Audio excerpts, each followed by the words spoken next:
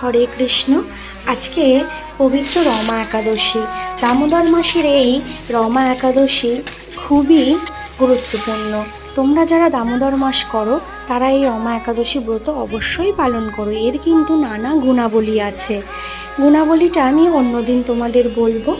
আর আজকে আমি আমার প্রভুর জন্য সবজি রান্না করেছি, সবজি নিবেদনও করেছি, প্রভুকে সুন্দর করে সাজিয়েছি। দেখো তো তোমাদের কেমন লাগছে। প্রভুকে নানা রকম ফলমূলাদি আহার করার জন্য আমি দিয়েছি। আর আজকে পবিত্র দামোদর মাসের দীপদানটা সকাল সকালই সেরে নিলাম। দীপদানটা কিভাবে করতে হবে তোমরা অবশ্যই দেখে নাও, কিভাবে তোমরা দীপদান করবে।